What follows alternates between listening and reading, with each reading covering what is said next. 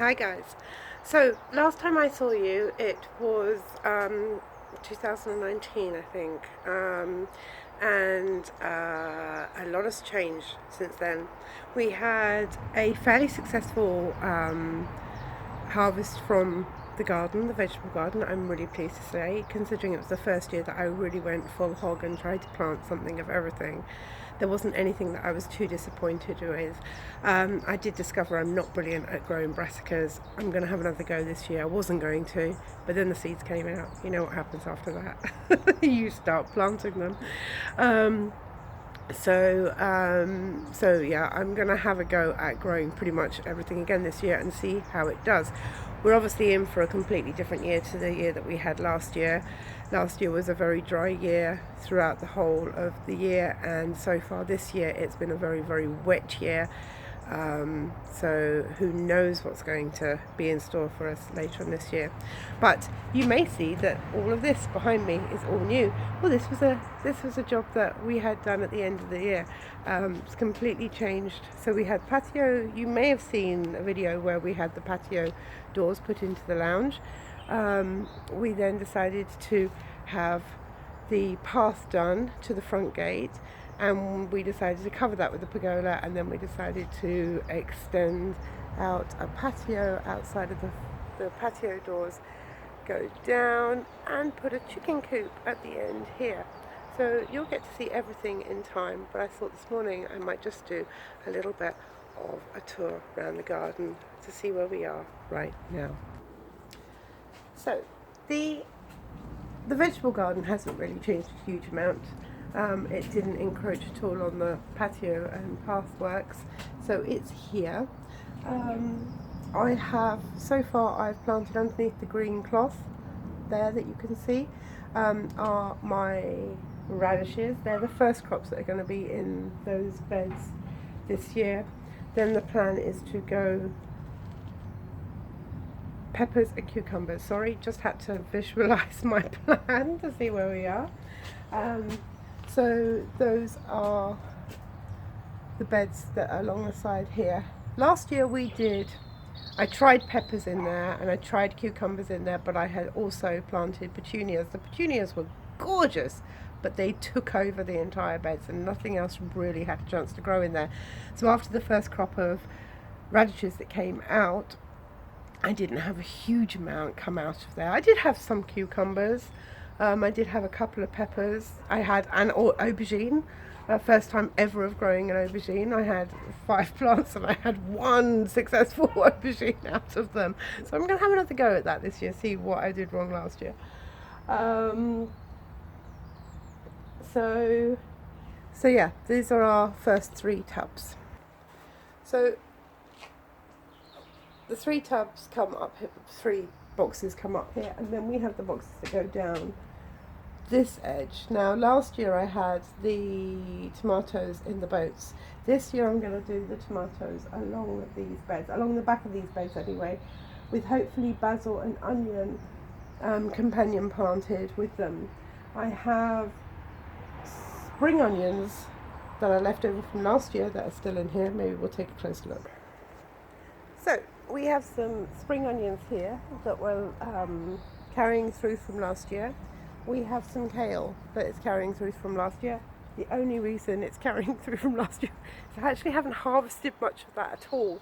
I kind of forgot that it was out here when it got to winter and we hid inside and we were hiding from the torrential non-stop rain and trying to keep the dogs and the house clean of mud. I kind of forgot what I had still out here in the garden. But because that's hopefully gone through a couple of frosts now, hoping it might be a little bit sweeter and a little bit more tasty.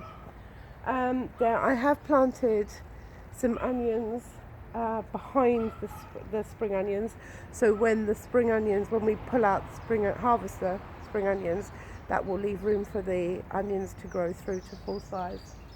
So with the tomatoes along the back, I'm hoping I've got space for more tomato plants this year. I'm sure I will find more space for more tomatoes, but I'm hoping that might give me a bit more area to grow, and hopefully give them a little bit more sun as well, because the sun will be coming across and over them rather than trying to get through them that it was last year.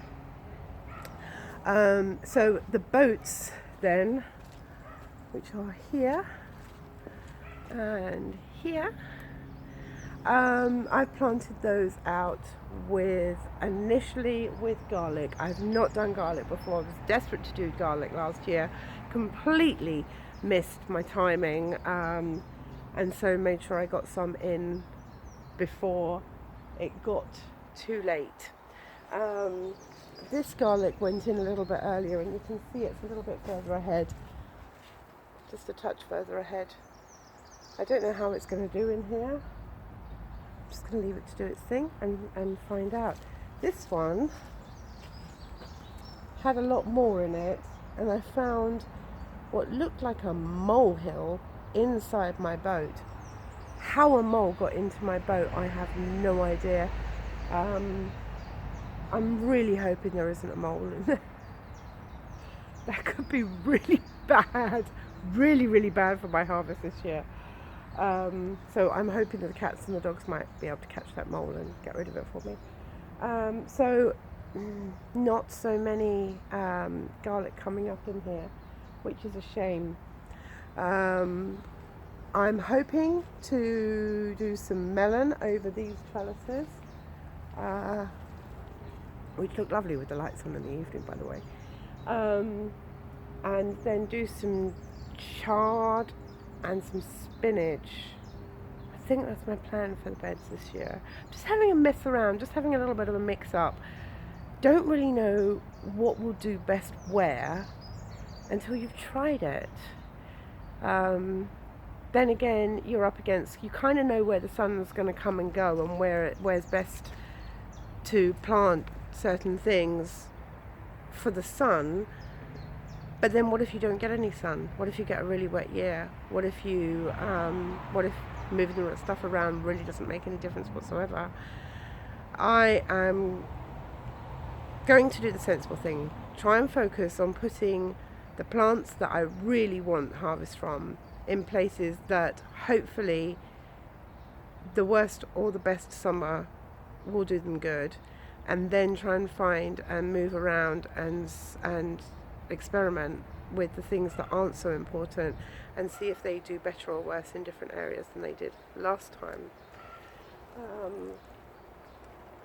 So that's pretty much all I've shown you, or I'm not quite sure which order the videos will come out on YouTube, but I have done a video for some peas that I have planted.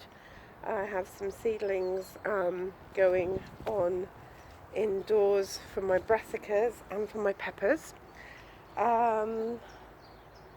So this is the leftovers of my brassicas from last year. Anything bushy and green that you can see at this level are broccoli or cauliflower that I basically thought I'd failed at. I don't know, could still be growing, I'm just going to leave it in and see how it does and pull it out when I need the space. Some of it looks like it's going to flower. Nothing gave me enough broccoli or cauliflower to do anything with, so basically I've been pulling off the leaves and giving it to the chickens, and my brassicas have become chicken food this year, so I know I didn't do them too well. I did have some cabbages here. These have all decided that they're bolting. Probably again a bit like the kale, I forgot it was here, so I didn't harvest it. This is actually celery, which has been left in from last year. Seen it all the way through the winter, it's still there. And I believe I will come across the odd beetroot when I am in here cleaning out these beds ready for the next lot. So that's where we are there. Tree wise, fruit wise, There's at least a couple of fruit bushes that I definitely didn't kill in the winter. I'm hoping I can see. Actually, I can see. Right, so, whoops, we're wobbling.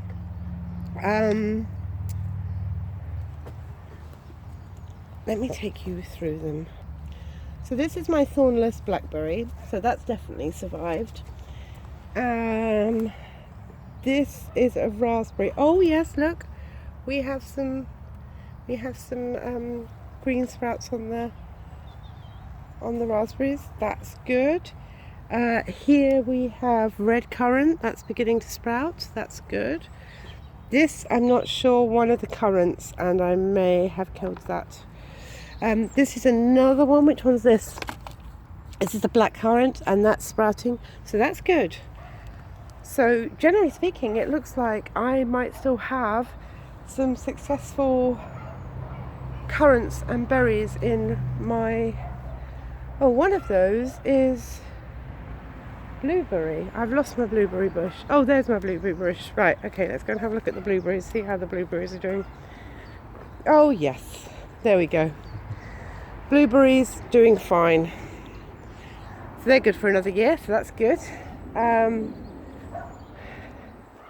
My medlar, which I didn't get any fruit off of. It did fruit. It did create a couple of fruits, but I wasn't quite sure. Never seen medlar before.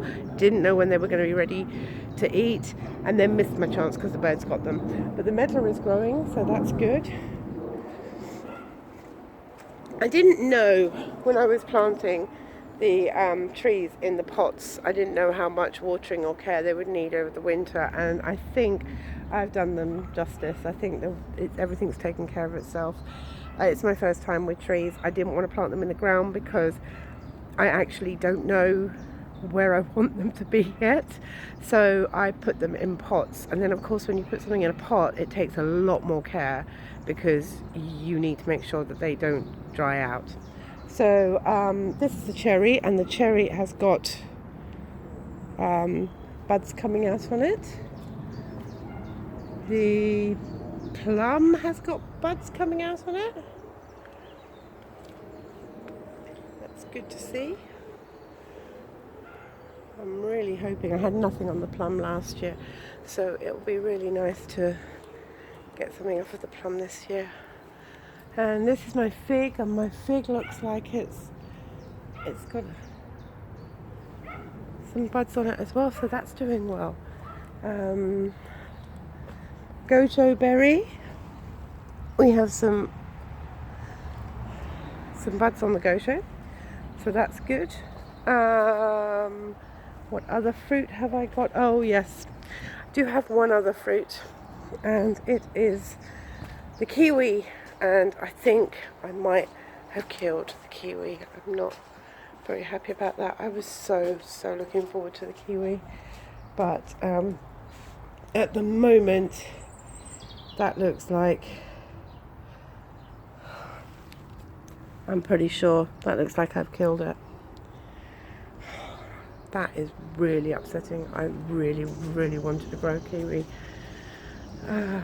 Anyway, so the beautiful willow, you can't see, sun's in the wrong place. Beautiful willow has got its first buds on it as well. Always a good sign of spring when the willow starts to grow. And the apple's always really late, so there's nothing on the apple tree at all. I have some leeks that I left in the ground from last year. I thought I'd failed them. They're the long bits up the side here, and then I have some more on this side as well. I definitely didn't plant them right. You see them on the edge at the back. I think I should have planted them in groups, and I was trying to plant them along the edge. I thought they would look nice if I planted them along the edge, as well as I didn't quite know what else to put on that edge. So that's a bit better. You were a little bit close before. So yeah, there are a couple of leeks in there that are worth harvesting now, but will last a bit longer, so I'll leave them in there, and I think I'll just leave the others in see how they do. May or may not come to anything, but I have no need for that little bit of bed at the moment, whilst my seeds and seedlings are not ready to go out. So I might as well continue growing and see how they do.